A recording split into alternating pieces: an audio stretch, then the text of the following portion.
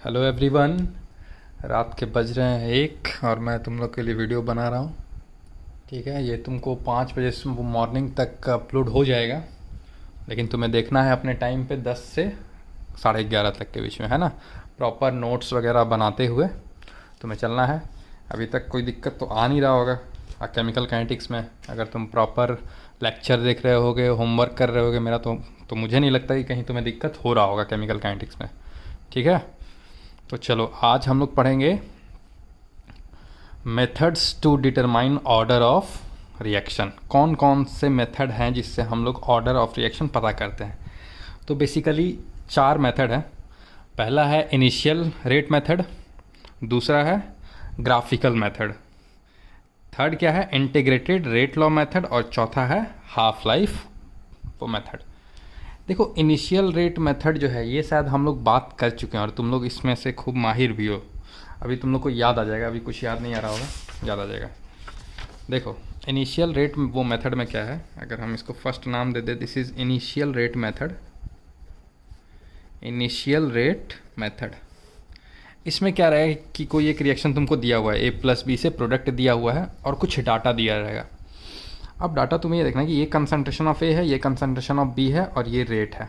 ठीक, तो देखा गया है कि जब कंसंट्रेशन मान लो 1 मोलर है और कंसंट्रेशन बी का कितना है 1 मोलर, तो जो रिएक्शन का रेट आया वो कितना है 5 × 10⁻³ ठीक। अब जो सेकंड एक्सपेरिमेंट किया गया उसमें क्या किया गया, स्टार्टिंग में ए को डबल ले लिया गया 2 टाइम्स यानी 2 मोलर, और बी का कंसंट्रेशन को सेम रखा गया। तो इनिशियल रेट देखा गया क्या हो गया, पहले से डबल हो गया है, पहले से डबल हो गया है। तो इस दोनों डाटा को लेकर तुम क्या बोल सकते हो। अब हमको ये पता है कि रेट जो भी होगा वो k × A का पावर x b का पावर y होगा, इतना तो अपने को पता है। ठीक है, अब बोल रहा है कि रेट कितना था 5 × फर्स्ट डाटा में 5 × 10⁻³ जब कंसंट्रेशन ए का कितना है 1, कंसंट्रेशन ए का 1 है ठीक है, और इसका पावर कितना होगा x × बी का कंसंट्रेशन कितना है, बी का कंसंट्रेशन भी 1 है पावर y। तो ये रेट था, ये पहला ही क्वेश्चन आया। ठीक है, अब बोल रहा है कि वो सेकंड में क्या किया, वो सेकंड एक्सपेरिमेंट में ए का कंसंट्रेशन को डबल किया गया तो देखा है कि रेट भी डबल हो रहा है। ठीक है, देखो एक तो इसका है कि तुम ऐसे ही देख कर ही आंसर बता दो कि x कितना होगा 1 होगा y या 1 होगा, और एक है मैथमेटिकली चलना। तो अगर तुम देख के कर पाते हो तो बहुत अच्छी बात है, तुम कम टाइम में सॉल्व कर लोगे। अगर नहीं भी कर पाते हो देख के तो तुम मैथमेटिक्स से चलोगे, तुम्हारा आंसर आ जाएगा।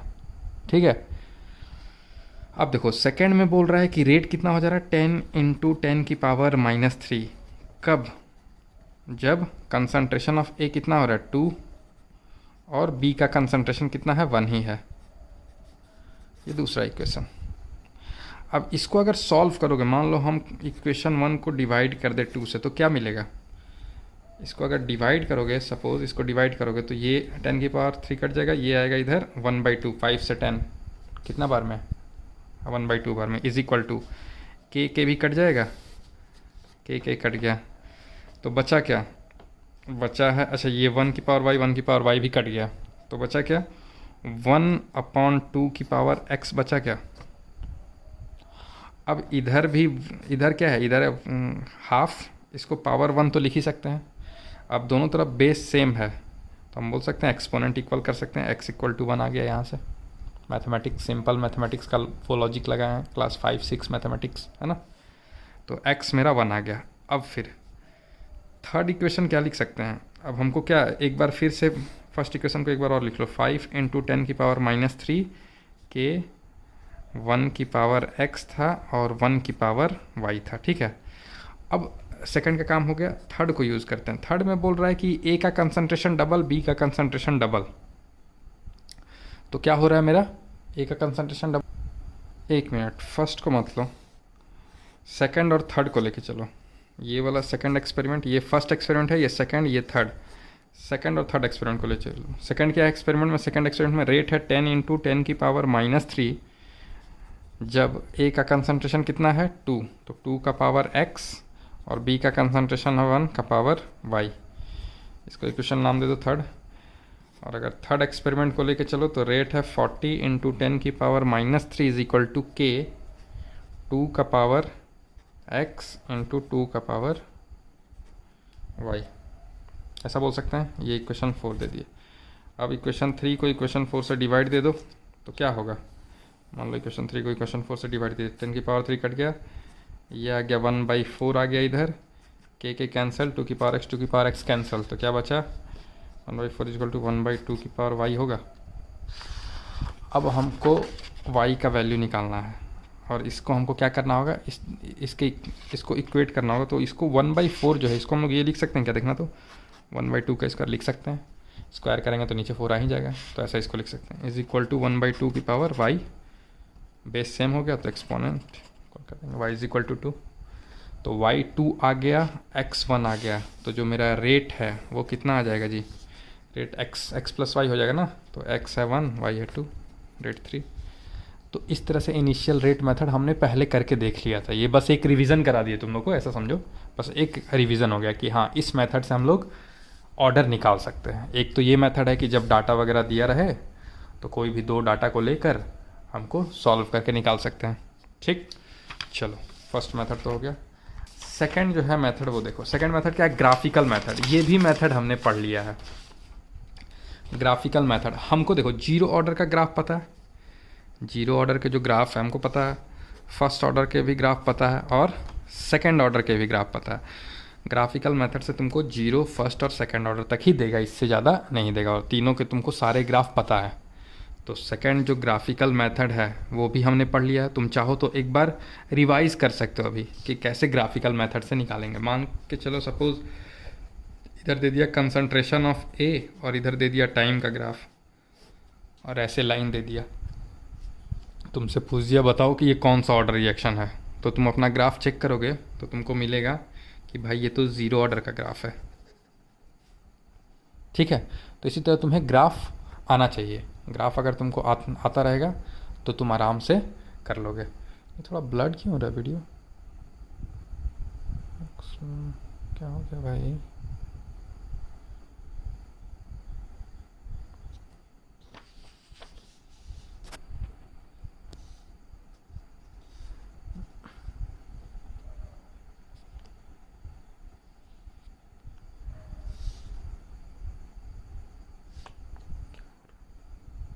हाँ अब सही हो गया। तो अगर ऐसा ग्राफ हो तो हम बोल सकते हैं कि ये जो ग्राफ है ये ज़ीरो ऑर्डर का होगा। तो यहाँ से हमको ऑर्डर पता चल गया ग्राफ अगर दिया है तो। मान लो सपोज़ तुमको दिया हो लॉग ए का ग्राफ, लॉग ए और टाइम का, कंसंट्रेशन ऑफ ए क्या है, रिएक्टेंट्स है ना, ऐसे दिया हो तो ये वो किसका ग्राफ होता है, चेक कर लो एक बार, पीछे जाके आराम से देख लो तो तुम दिखेगा कि फर्स्ट ऑर्डर का ऐसा ग्राफ होता है। ठीक, अगर मान लो 1 कंसंट्रेशन ए और टाइम का दिया हुआ है और ग्राफ ऐसे है, चेक कर लो, this is the graph of second order. सब करवाए हैं, ऐसा नहीं कुछ नया बता रहे हैं, ये सब करवाया हुआ है। हो सकता है कि तुमको 1/a² का ग्राफ दे दे और टाइम के बीच का और ऐसा, तो ये हो जाएगा थर्ड ऑर्डर।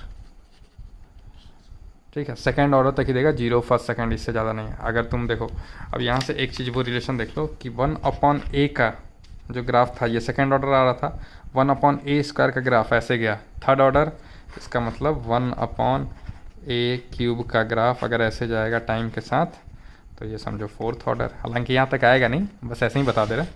अगर 1/a⁴ तक जाएगा और यहाँ टाइम और इसका ग्राफ ऐसे, इसका मतलब फिफ्थ ऑर्डर। बात समझ रहे हो, इसकी ज़रूरत नहीं है, बस ऐसे ही बता दी।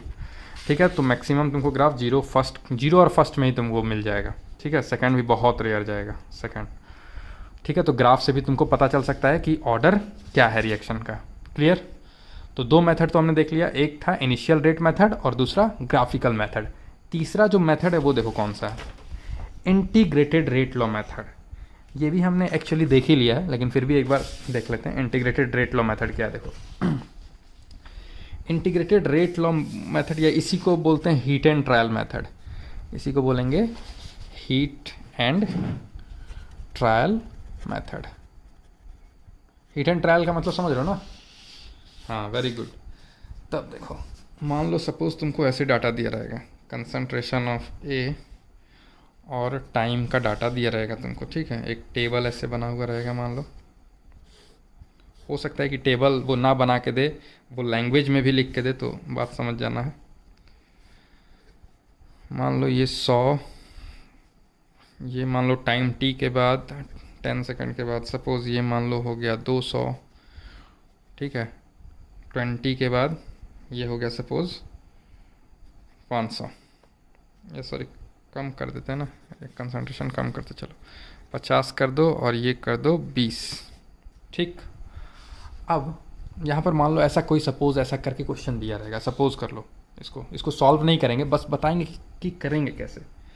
अब देखो ये हीट एंड ट्रायल का मेथड क्या है कि तुमको सॉल्व करके देखना है कैसे, कि मान लो तुम इसको एज्यूम कर लिए, कि एज्यूम कर लेते हैं कि ये फर्स्ट ऑर्डर है, एज्यूम कर लिए हम कि this is a first order reaction, हम एज्यूम कर लिए is a first order reaction, हमने एज्यूम कर लिया कि ये first order reaction.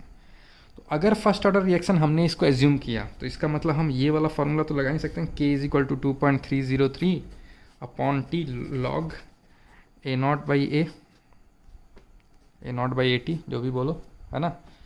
A not A T क्या है तुमको बहुत अच्छे से पता है, A नॉट है इनिशियल कंसंट्रेशन, A टी है किसी भी टाइम T पे कंसंट्रेशन। अब देखो अगर हम इन दोनों को लेंगे, इन दोनों को, तो A नॉट क्या हो जाएगा मेरा, ये इनिशियल, और टाइम T मतलब कुछ टाइम के बाद, T के बाद A टी कितना हो गया 50, ये बचा हुआ कंसंट्रेशन है, ठीक। तो हम बोल सकते हैं कि एक हम K तो ऐसे निकाल लेंगे जब A नॉट को 100 पुट कर देंगे और A टी को 50 पुट कर देंगे, और टाइम कितना पुट कर देंगे 10, टाइम कितना 10 सेकंड। तो वहाँ से हमको एक K मिलेगा, क्या K का कुछ ना कुछ वैल्यू मिलेगा, ठीक। अब फिर से हम क्या करेंगे, इसको और इसको लेके देखेंगे, सपोज अब इसको और इसको वो लेके देखेंगे और फिर से K निकालेंगे, तो फिर से इस बार K में क्या हो गया, इस बार टाइम कितना हो जाएगा 20, गैप देखो ना 20 का है, तो इस बार टाइम 20 हो जाएगा, लॉग A नॉट क्या होगा, A नॉट तो ये था, तो A नॉट की वैल्यू 100 और A टी का वैल्यू 20, यहाँ पर इस टाइम पे। यहाँ से भी एक K मिलेगा, तो एक K मिला यहाँ से, एक K मिला यहाँ से। अगर ये दोनों K इक्वल या जस्ट इक्वल है तो हम बोलेंगे कि हमने जो एज्यूम किया था हमारा एजम्पशन बिल्कुल करेक्ट है, मतलब ये फर्स्ट ऑर्डर रिएक्शन ही है। बात समझे क्या? क्या किए, कुछ नहीं कर रहे हैं, हम दो कंसंट्रेशन को ले रहे हैं और K की वैल्यू निकाल रहे हैं दो बार। अगर दोनों बार K की वैल्यू सेम आ गई या नियरली सेम तो हम बोल देंगे कि हमने जो माना था वो सही है। लेकिन अगर मान लो दोनों K की वैल्यू अलग आई, तो मान लो K 5 आ गया, इसमें K 10 आ गया, इसका मतलब ये फर्स्ट ऑर्डर रिएक्शन है। क्योंकि अगर फर्स्ट ऑर्डर रिएक्शन होता तो K थोड़ी ना चेंज होता, है कि नहीं। अगर हम इसको फर्स्ट ऑर्डर रिएक्शन मान लिए हैं तो हम सिर्फ कंसंट्रेशन चेंज करके K की वैल्यू तो निकाल रहे हैं, तो K थोड़ी ना चेंज होना चाहिए था, K सेम आना चाहिए था, है कि नहीं। लेकिन K सेम नहीं आया, इसका मतलब ये फर्स्ट ऑर्डर नहीं है। फिर हम लोग चेक करेंगे किसके लिए, फिर हम लोग चेक करेंगे ज़ीरो ऑर्डर के लिए। किसके लिए? ज़ीरो ऑर्डर के लिए। मतलब एज्यूम कर लेंगे कि ये ज़ीरो ऑर्डर रिएक्शन है। एज्यूम क्या कर लेंगे, ये रिएक्शन क्या है, अब ज़ीरो ऑर्डर है। तो अब ज़ीरो ऑर्डर इसको एज्यूम कर लिए तो हम जीरो ऑर्डर का इक्वेशन वो लगाएंगे। अच्छा इसमें देखो, इसमें जो तुम फर्स्ट ऑर्डर में ये दो ले रहे थे, तुम ये दोनों भी ले सकते हो, ठीक है ना। ये दोनों कंसंट्रेशन, ये दोनों, कोई भी दो कंसंट्रेशन लेके दो बार चेक कर सकते हो। K की वैल्यू अगर सेम आई तो तुम्हारा एजम्पशन सही था। अगर K की वैल्यू सेम नहीं आई तो क्या करेंगे, तो हम लोग क्या करेंगे, उसको फिर ज़ीरो ऑर्डर मानेंगे। देखो हम फर्स्ट ऑर्डर पहले क्यों माने, रीज़न है 95% केसेस में फर्स्ट ऑर्डर ही दिया रहेगा। तो अगर तुम फर्स्ट ऑर्डर ही पहले मान लो और तुम्हारा एजम्पशन सही हो जाए तो इसका फ़ायदा क्या है, समझ रहे हो ना, कि तुमको जीरो ऑर्डर के लिए चेक नहीं करना पड़े। अगर तुम ज़ीरो ऑर्डर माने और ज़ीरो ऑर्डर मान के फिर K का वैल्यू निकालोगे, दो K की वैल्यू, अगर दोनों K की वैल्यू सेम आ गई इसका मतलब ज़ीरो ऑर्डर है। लेकिन अगर सेम नहीं आई तो तुमको फर्स्ट ऑर्डर के लिए जब वो जाना पड़ता, ठीक है ना। तो ज़्यादातर सवाल फर्स्ट ऑर्डर पे रहेगा, लेकिन हो सकता है 5% केस ज़ीरो ऑर्डर पे भी हो। चलो ज़ीरो ऑर्डर अगर तुमने एज्यूम कर लिया तो ज़ीरो ऑर्डर का बताओ, इक्वेशन बताओ, याद करो क्या है इक्वेशन, इंटीग्रेटेड रेट लॉ वाला बताओ क्या था। AT is equal to A naught minus KT था क्या, यही था, ठीक।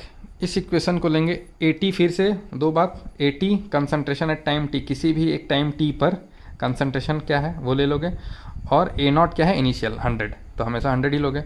तो तुमको कोई भी दो वैल्यू या तो ये लो या तो ये लो, है ना। अब तुमको क्या है अब इसमें कि तुम इसमें से k निकालो। k कैसे निकालोगे, KT को इधर ले आओ, KT इज इक्वल टू क्या हो जाएगा, और A0 को तो A0 माइनस AT होगा क्या, और k इज इक्वल टू बोल सकते हैं A0 minus AT upon T. ये समझ में आया कि नहीं, सॉल्व करके इसको k निकाले। अब तुम हम बोल रहे हैं कि एक बार तुम इसको पुट करो, ये जो दो वैल्यू A0 की जगह इसको, AT की जगह इसको, टाइम दिया रहेगा, टाइम ये है ना गैप, टाइम 10, पुट करो k निकालो। फिर एक बार इसको ले लो, है ना, पुट करो k निकालो। अगर दोनों k सेम आया, अगर दो बार हमने k निकाला और दोनों k क्या आया, सेम या नियरली सेम आया, नियरली मतलब जस्ट, जैसे कि अगर ये 1.99 आया तो ये 2, ये नियरली हुआ, है ना, इस टाइप का सेम, तो हम क्या बोलेंगे कि हमारा एजम्पशन करेक्ट है और ये ज़ीरो ऑर्डर रिएक्शन है। ठीक है। इन केस नहीं आया, मान लो ज़ीरो ऑर्डर पे भी नहीं आया वो, हालांकि हम तुमको बता रहे हैं जेई मेंस और नीट में तो ऐसा नहीं करेगा। अगर उसको सेकंड ऑर्डर का चेक करवाना होगा तो वो सिर्फ वन एंड ओनली एडवांस के लिए चेक कराएगा। तो फिर क्या करेंगे, अगर सेकंड ऑर्डर के लिए चेक करना, मान के चलो फर्स्ट ऑर्डर किए फिर ज़ीरो ऑर्डर, दोनों नहीं आया, दोनों में के सेम नहीं आया, then we should go for second order, then we should go for second order.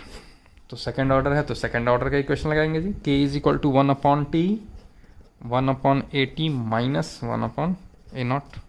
फिर से दो कंसंट्रेशन पता रहेगा, टाइम पता रहेगा, k की वैल्यू निकालोगे। फिर क्या करोगे, एक बार और k की वैल्यू निकालोगे दो कंसंट्रेशन को लेकर। अगर दोनों के बराबर आया, अगर दोनों के बराबर आया तो वो सेकंड ऑर्डर होगा। ठीक है ना।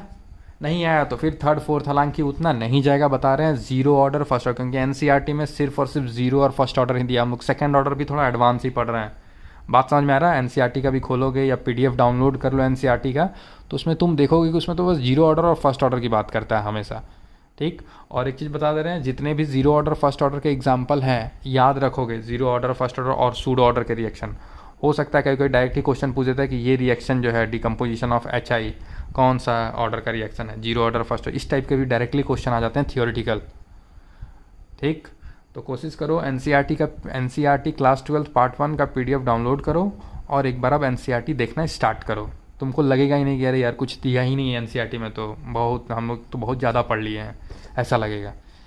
अगर झूठ लग रहा हो बात तो एक बार प्लीज़ चेक कर लो, है ना, इसमें कोई दिक्कत नहीं है। तो बात समझ रहे हो, इसको कहते हैं heat and trial method. Heat and trial method, हमने k की वैल्यू मान के, मतलब ऑर्डर एज्यूम कर लिया कि ये जीरो ऑर्डर है या फर्स्ट ऑर्डर है, दो k की वैल्यू निकाली, अगर सेम आया तो हमारा एजम्पशन सही है, नहीं तो कुछ और मानो। ठीक है। 3 हो गया। चौथा क्या बचा जी, एक और था शायद, कहाँ गया अपना, हाफ लाइफ में वो मेथड ना, हाँ चौथा बचा half life method. Half life method ये थोड़ा सा देख लेते हैं। ठीक। अब चलो हाफ लाइफ जो हमारा मेथड है उसमें हमको क्या देखना है, हमने तुमको एक चीज़ सिखाया था कि किसी भी ऑर्डर रिएक्शन के लिए T half is directly proportional to A0 का पावर 1 माइनस n। A0 क्या था, इनिशियल कंसंट्रेशन, याद करो A0 is the initial concentration, n क्या था, n is the order, n is the order of reaction. ठीक है। T half is directly proportional to this. अब हम ये बोल रहे हैं कि मान लो तुमसे क्वेश्चन में से दिया रहेगा, इनिशियल कंसंट्रेशन दिया रहेगा और इधर हाफ लाइफ दिया रहेगा, हाफ लाइफ यानी हाफ लाइफ मतलब टी हाफ दिया रहेगा। ठीक है। इनिशियल कंसंट्रेशन मतलब A0 दिया रहेगा। ठीक है। मान लो पहली बार जब एक्सपेरिमेंट स्टार्ट किए तो हम इसका इनिशियल कंसंट्रेशन A1 लिए थे और हमको टी हाफ मिला था, suppose T1 is the T half. फिर दूसरी बार जब उस रिएक्शन को स्टार्ट किए तो उस बार इनिशियल कंसंट्रेशन हमने A2 ले लिया और उसमें टाइम टी हाफ कितना लगा, T2। ठीक है। अब हमको पता है कि भाई T half is directly proportional to A0 का पावर 1 माइनस n, तो हम ये लिख सकते हैं, देखना तो, T1 by T2 is equal to A1 by A2 का पावर 1 माइनस n। ये लिख सकते हैं क्या? बहुत लोगों को समझ में नहीं आया होगा, है ना। देखो T1 is directly proportional to क्या होगा, A1 का पावर 1 माइनस एन होगा। T1 क्यों, क्योंकि T1 हाफ लाइफ है, A1 इनिशियल कंसंट्रेशन है 1 माइनस एन। उसी तरह T2 is directly proportional to A2 का पावर 1 माइनस एन होगा। तो दोनों को डिवाइड कर दोगे तो नहीं हो जाएगा T1 अपॉन T2, ये जो है इक्वल होगा A1 upon A2 1 minus N के, होगा। वेरी गुड, समझ गया। अब दोनों टाइम दिया रहेगा, A1 A2 दिया रहेगा, मतलब ये भी तुमको पता रहेगा, ये भी पता रहेगा, तो n नहीं पता चल जाएगा, पता चल जाएगा। अच्छा, इसी को आगे अगर सॉल्व करोगे, n को एस इसको अगर आगे सॉल्व करें मैथमेटिकली, क्वेश्चन शायद एन में दिया होगा, मैं तुमको दिखाऊंगा वो क्वेश्चन कुछ नहीं, बस इसी को आगे सॉल्व करवाया है।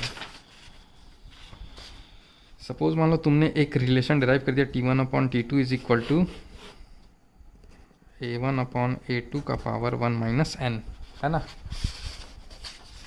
A1 अपॉन A2 का पावर 1 माइनस एन।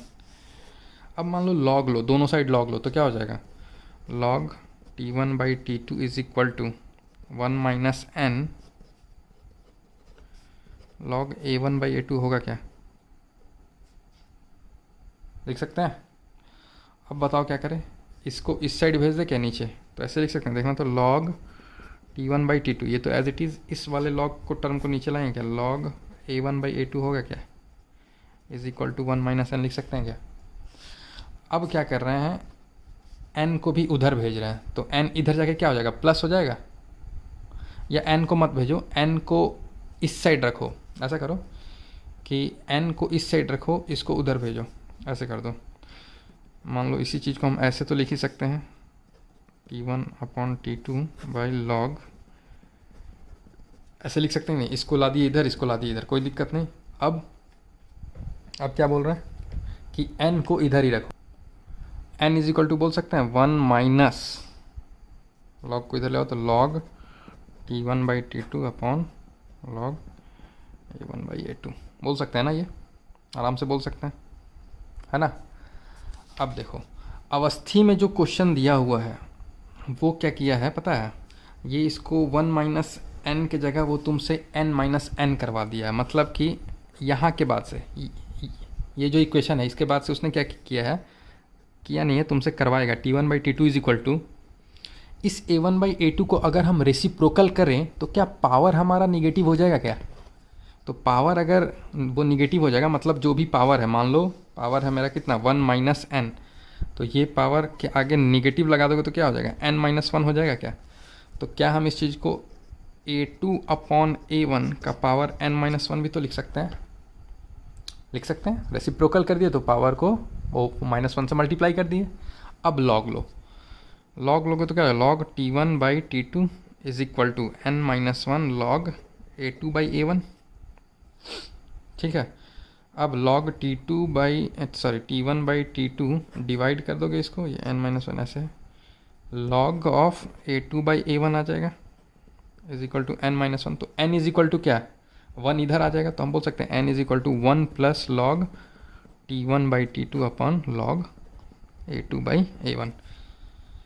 जेई में क्वेश्चन दिया है, अब मैं ये जेई का बुक है, क्वेश्चन नंबर 62 में एज इट इज़ यही क्वेश्चन है, ठीक है, कर लोगे तुम लोग, ठीक है। वो देख लेना कि पावर में n माइनस 1 है या 1 माइनस n है, कैसे पकड़ में आएगा, पावर क्या लेना है, यहाँ देखो A2 बाई A1 का टर्म है, ठीक है ना, हम लेके चल रहे थे A1 बाई A2, लेकिन हमको यहाँ लॉग के अंदर का टर्म A2 बाई A1 है, मतलब कि इसको यहाँ पर हमको रेसिप्रोकल करना ही पड़ेगा, ठीक है ना, तो वो देख के पकड़ में आ जाएगा, ठीक है। तो ये क्वेश्चन भी अपना हो गया और हमने हाफ लाइफ वो मेथड ही पढ़ लिया। एक इस पे क्वेश्चन करवाते हैं, रुको, देखो क्वेश्चन दिया है कि the half life of decomposition of a compound is 20 minute, when the initial concentration of compound is doubled half life reduces to 10 minutes, find the order of the reaction. तो अभी कुछ भी इनिशियल कंसंट्रेशन दिया नहीं है, एक बार अपने से ट्राई करो, देखो होता है, उसके बाद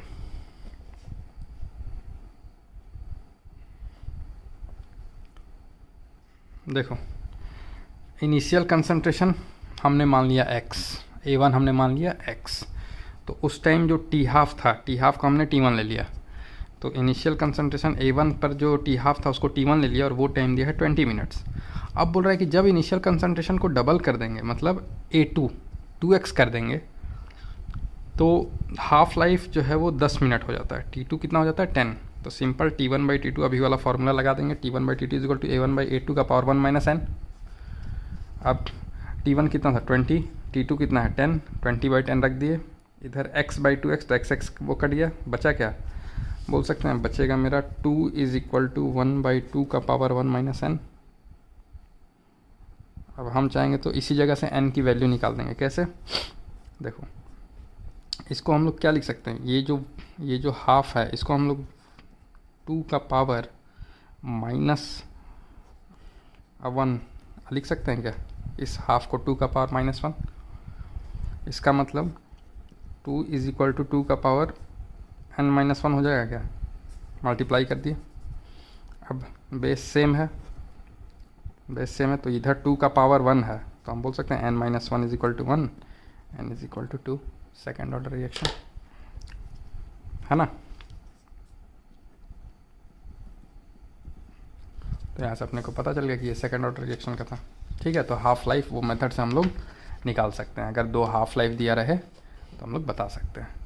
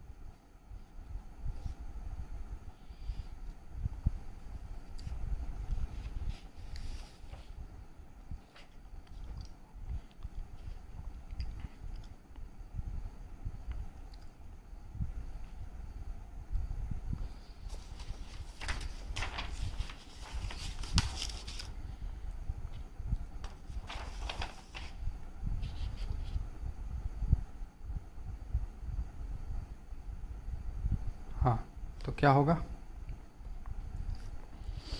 इसको मल्टीप्लाई करोगे तो ये आएगा तुम्हारा 0.32 is equal to ln 80/θt-2। अब यहाँ पर एक फॉर्मूला तुम यूज़ कर सकते हो, ln x is equal to y था तो x is equal to e⁻y लिखते थे क्या, याद करो, बताए थे, है ना। तो ln this is equal to इतना, तो दिस इज इक्वल टू क्या, हम बोल सकते हैं therefore 80/θt-2 is equal to e⁻0.32 लिख सकते हैं, है ना। अब इसको आगे कैसे सॉल्व करेंगे, देखो क्वेश्चन अब एक बार ध्यान से पढ़ो, उसमें तुमको हिंट दिया है सॉल्व करने के लिए, तुमको रास्ता दिखाया है ना। जब भी रास्ता भटक जाओ एक बार क्वेश्चन को ज़रूर पढ़ लिया करो। क्वेश्चन में दिया है e⁻0.16 की वैल्यू 1.17 लेनी है, और हमारे पास ये है, हमारे पास क्या है, हमारे पास दिया है 80/θt-2 is equal to e⁻0.32 पे आके हम लोग फंस गए। अब इस चीज़ को क्या लिख सकते हैं, e⁻0.16 का स्क्वायर भी तो लिख सकते हैं, लिख सकते हैं ना, ऐसे लिख सकते हैं ना, 0.32 को 0.16 इंटू 2 के पावर में, ठीक है। अब इसके आगे तुम सॉल्व करोगे तो θ2 इज इक्वल टू 60 के आसपास वैल्यू आ जाएगी, 60 डिग्री के आसपास। तुमको ऑप्शन में देखो बहुत ज़्यादा डिफरेंस दिया है, 60, 30, 20, है ना, तो option A is the correct answer. अब तुम्हारा क्लास वर्क, होमवर्क नहीं, क्लास वर्क ये है पूरा 59, 60, 61, 62, 63, 64, 65 ये पेज तो करना ही है, और 65 से पहले इधर का तुम ऑलरेडी कर लिए होगे, अगर नहीं किए हो तो वो करो, ठीक है। देखो तो 1 से 65 तक में क्या दिक्कत आता है, क्लास वर्क 11:30 बजे तक बैठ के आराम से करो, ठीक। फिर हम लोग नेक्स्ट डे जो है डाउट सेशन डिस्कस कर लेंगे, ठीक है। चलो ओके बाय, गुड क्या पता, गुड नाइट बोले कि गुड मॉर्निंग पता ही नहीं चल रहा है ना। वैसे टाइम अभी बच गया तुम्हारा 1:40 के आसपास हो गया है, ठीक है। अब एक मूवी देखूंगा, हॉरर मूवी, और सोऊंगा आराम से, है ना। हॉरर मूवी पसंद है तुम लोग को? चलो ठीक है, बाय।